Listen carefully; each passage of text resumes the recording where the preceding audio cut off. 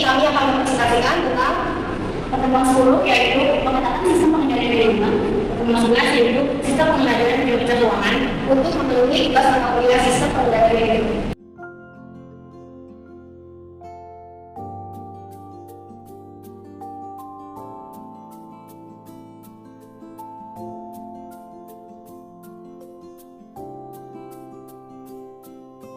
Pertemuan 10, pengetatan sistem pengendalian manajemen. Di sini, kita akan membahas yang pertama, pengertian sistem pengendalian manajemen, yang kedua, pengertian pengetatan sistem pengendalian manajemen, dan yang ketiga, ciri-ciri sistem pengendalian manajemen. Pertama, pengertian sistem pengendalian manajemen. Manajemen merupakan sistem yang terdiri dari berbagai kegiatan serta melibatkan departemen atau orang-orang dengan keahlian yang berbeda. Proses pengendalian manajemen adalah sebuah proses di mana semua tingkatan manajer menjamin bahwa orang-orang yang mereka pimpin telah menjalankan strategi yang mereka maksud. Proses pengendalian diperlukan dalam pelaksanaannya agar hasilnya mencapai target serta sejalan dengan visi dan misi perusahaan. Ada beberapa karakteristik pengendalian manajemen diantaranya. Yang pertama, berfokus pada program dan pusat tanggung jawab, dan yang kedua, untuk tujuan kontrol, manajemen menggunakan dua jenis data, diantaranya data direncanakan dan data aktual. Yang ketiga, proses kontrol merupakan rangkaian tindakan seperti pemrograman, penganggaran, pemantauan, dan pengevaluasi. Dan yang terakhir, ada sistem total yang mencakup semua aspek kegiatan. Selanjutnya, ada keunggulan dan kelemahan sistem pengendalian manajemen. Keunggulannya, yang pertama, pengendalian tindakan merupakan bentuk pengendalian yang tepat. Dan yang kedua, pengendalian tindakan cenderung membawa pada dokumentasi akumulasi pengetahuan mengenai apa yang paling baik. Kelemahan sistem pengendalian manajemen. Yang pertama itu adanya pembatasan kemungkinan yang sangat tegas. Dan yang kedua, akuntabilitas tindak khususnya dapat menyebabkan kecerobohan. Dan yang ketiga, pengendalian tindakan seringkali menimbulkan pengaruh negatif. Pembahasan selanjutnya yaitu pengertian pengetatan sistem pengendalian manajemen. Pengetatan sistem pengendalian manajemen merupakan sebuah kesatuan pemikiran dari metode akuntansi manajemen untuk mengumpulkan dan melaporkan data serta mengevaluasi kinerja perusahaan. Sedangkan pengendalian manajemen lebih menekankan kepada proses yang menjamin bahwa sumber-sumber diperoleh dan digunakan dengan efektif dan efisien dalam rangka pencapaian tujuan organisasi. Dengan demikian, pengendalian manajemen dapat pula diartikan dengan proses untuk menjamin bahwa sumber daya manusia, fisik, dan teknologi dialokasikan agar tercapainya organisasi secara menyeluruh. Ada beberapa manfaat dari pengetatan sistem pengendalian manajemen, yaitu sebagai berikut. Yang pertama, untuk mengetahui sampai mana program yang sedang dilakukan dengan perusahaan, melihat apakah sudah sesuai dengan standar hingga rencana yang sudah ditetapkan. Kedua, untuk mengetahui adanya berbagai penyimpangan dalam proses pengerjaan suatu aktivitas di perusahaan yang dilakukan siapa saja. Yang ketiga, untuk mengetahui berbagai faktor terjadinya penyimpangan dari aktivitas kerja yang dilakukan di suatu perusahaan. Pengetatan pengendalian bisa terjadi karena adanya 1. Simultaneous tight loose control, yaitu karena menggunakan pengendalian yang ketat pada beberapa tindakan kunci atau hasil yang berpengaruh paling besar terhadap keberhasilan perusahaan. 2. Beradaptasi dengan perubahan, yaitu seiring berkembangnya perusahaan, bentuk pengendalian personel atau kultur dan tindakan mungkin harus diganti atau ditambah dengan bentuk pengendalian yang lain. 3. Tetap fokus pada perilaku, yaitu apa yang membuat analisis pengendalian manajemen menjadi sulit adalah bahwa manfaat dan efek sampingnya tergantung pada bagaimana karyawan akan bereaksi terhadap pengendalian yang sedang digunakan. Selanjutnya yang ketiga, yaitu ciri-ciri pengetatan sistem pengendalian manajemen. Adapun unsur-unsur pengetatan sistem pengendalian manajemen yaitu 1. Lingkungan pengendalian atau control environment. Lingkungan pengendalian adalah kondisi dalam instansi pemerintah yang mempengaruhi efektivitas pengendalian internal. Yang kedua, risk assessment atau penilaian resiko. Penilaian resiko adalah kegiatan penilaian atas kemungkinan kejadian yang mengancam pencapaian tujuan dan sasaran instansi pemerintah. Yang ketiga yaitu control activities atau kegiatan pengendalian. Kegiatan pengendalian adalah tindakan yang diperlukan untuk mengatasi resiko serta penetapan dan pelaksanaan kebijakan dan prosedur untuk memastikan bahwa tindakan mengatasi resiko telah dilaksanakan secara efektif. Keempat, informasi dan komunikasi. Informasi yang penting harus diidentifikasi, diperoleh, dan dikomunikasikan dalam suatu bentuk dan waktu yang tepat, sehingga memungkinkan orang untuk mewujudkan tanggung jawabnya. Kelima, pemantauan atau monitoring. Pemantauan adalah proses penilaian atas mutu kinerja dari sistem pengendalian internal dan proses yang memberikan keyakinan bahwa temuan dan rekomendasi audit review lainnya segera ditindaklanjuti. Terdapat beberapa ciri penting dari sistem pengendalian manajemen, yaitu 1.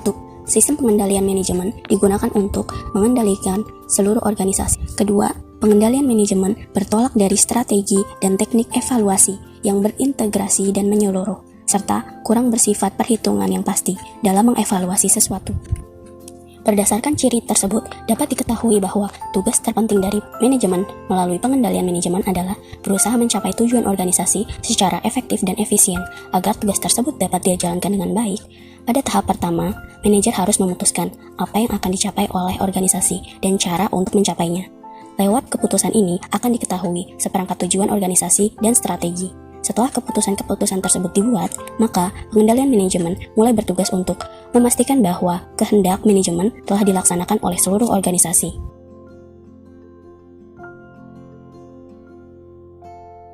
Pertemuan 11, Sistem Pengendalian Kinerja Keuangan. Di sini kita akan membahas yang pertama, pengertian sistem pengendalian kinerja keuangan, yang kedua, pengukuran dan penilaian kinerja keuangan, dan yang ketiga, rasio keuangan. Pertama, pengertian sistem pengendalian kinerja keuangan. Menurut Hansen dan Moen, 1995, halaman 192, pengendalian merupakan proses penetapan standar dengan menerima umpan balik berupa kinerja sesungguhnya. Sedangkan, menurut Marchiariello dan Kirby tahun 1991, halaman 8, mendefinisikan sistem pengendalian sebagai perangkat struktur komunikasi yang saling berhubungan yang memudahkan pemrosesan informasi dengan maksud membantu manajer dalam pengendalian. Kinerja, atau dalam bahasa Inggris adalah performance, diartikan sebagai hasil kerja yang dapat dicapai oleh seseorang dalam organisasi sesuai dengan wewenang dan tanggung jawab masing-masing. Kinerja keuangan perusahaan merupakan suatu gambaran tentang kondisi keuangan suatu perusahaan yang dianalisis dengan alat-alat analisis keuangan sehingga dapat diketahui mengenai baik buruknya keadaan keuangan suatu perusahaan yang mencerminkan prestasi kerja dan periode tertentu. Selanjutnya, sistem pengendalian kinerja keuangan merupakan upaya yang dilakukan oleh perusahaan agar investasi, alokasi biaya, dan perolehan laba berjalan sesuai dengan rencana perusahaan.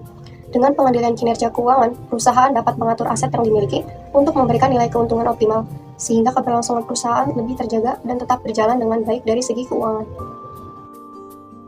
Pembahasan selanjutnya yaitu pengukuran dan penilaian kinerja keuangan. Menurut Mardiasmo, dalam Arisudana tahun 2014, sistem pengukuran kinerja merupakan suatu sistem yang bertujuan untuk membantu manajer menilai pencapaian suatu strategi melalui alat ukur finansial dan non-finansial. Pengukuran kinerja sebagai tolak ukur bagi manajemen perusahaan untuk menilai apakah kinerja perusahaan sudah baik dari segi keuangan maupun non-keuangan. Ada pula tujuan pengukuran kinerja keuangan perusahaan menurut Munawir tahun 2012 pada halaman 31, yaitu 1. Mengetahui tingkat likuiditas. Likuiditas menunjukkan kemampuan perusahaan dalam memenuhi kewajiban keuangan yang harus segera diselesaikan ketika ditagih. 2. Mengetahui tingkat solvabilitas. Solvabilitas menunjukkan kemampuan perusahaan dalam memenuhi kewajiban keuangannya bila perusahaan tersebut dilikuidasi, baik keuangan jangka pendek maupun jangka panjang. 3. Mengetahui tingkat rentabilitas. Rentabilitas atau profitabilitas menunjukkan kemampuan perusahaan dalam menghasilkan laba selama periode tertentu. 4. Mengetahui tingkat stabilitas. Stabilitas menunjukkan kemampuan perusahaan dalam melakukan usaha dengan stabil, yang diukur dengan mempertimbangkan kemampuan perusahaan untuk membayar hutangnya, juga membayar beban bunga atas hutang tepat waktu. Suatu pengukuran kinerja akan menghasilkan data dan akan memberikan informasi yang berguna bagi peningkatan pengetahuan para manajer dalam pengambil keputusan. Menurut Vincent Gesper tahun 2005, ada pula manfaat sistem pengukuran kinerja yang baik adalah 1. Menelusuri kinerja terhadap harapan pelanggan, sehingga akan membawa perusahaan lebih dekat pada pelanggannya dan membuat seluruh orang dalam organisasi terlibat dalam upaya memberi kepuasan kepada pelanggan. 2. Memotivasi pegawai untuk melakukan pelayanan sebagai bagian dari mata rantai pelanggan dan pemasok internal. 3. Mengidentifikasi berbagai pemborosan, sekaligus mendorong upaya-upaya pengurangan terhadap pemborosan tersebut, atau reduction of waste. 4. Membuat suatu tujuan strategis yang biasanya masih kabur menjadi lebih konkret sehingga mempercepat proses pembelajaran organisasi. 5. Membangun konsensus untuk melakukan suatu perubahan dengan memberi rewards atas perilaku yang diharapkan itu. Selanjutnya yang ketiga, yaitu rasio keuangan. Menurut Peraturan Pemerintah Nomor 71 Tahun 2010 tentang kinerja laporan keuangan, ada beberapa indikator laporan kinerja keuangan, antara lain Pertama, relevan. Laporan keuangan dikatakan relevan apabila informasi yang termuat di dalamnya dapat mempengaruhi keputusan pengguna dengan membantu mereka mengevaluasi peristiwa masa lalu atau masa kini, memprediksi masa depan, dan menegaskan atau mengoreksi hasil evaluasi mereka. Kedua, reliable. Informasi dalam laporan keuangan bebas dari pengertian yang menyesatkan dan kesalahan material. Menyajikan setiap fakta secara jujur serta dapat diverifikasi. Ketiga, dapat dibandingkan. Informasi yang termuat dalam laporan keuangan akan lebih berguna jika dapat dibandingkan dengan laporan keuangan periode sebelumnya atau laporan keuangan entitas pelaporan lain pada umumnya. Keempat, dapat dipahami.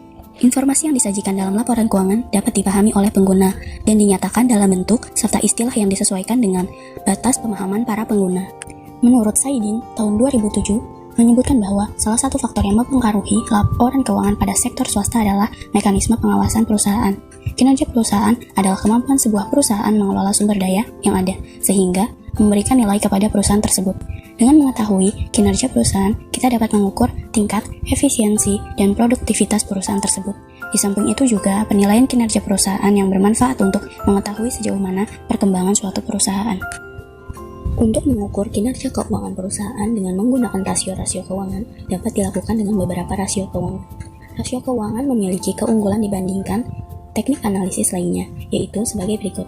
Pertama, rasio merupakan angka-angka atau ikhtisar statistik yang lebih mudah ditafsirkan. Kedua, rasio merupakan pengganti yang lebih sederhana dari informasi yang disajikan laporan keuangan yang sangat rinci dan rumit. Ketiga, analisis rasio mengetahui posisi keuangan di tengah industri lain. Keempat, sangat bermanfaat untuk bahan dalam mengisi model-model pengambilan keputusan dan model prediksi. Kelima, lebih mudah melihat tren perusahaan serta melakukan prediksi di masa yang akan datang. Sekian dari kelompok kami.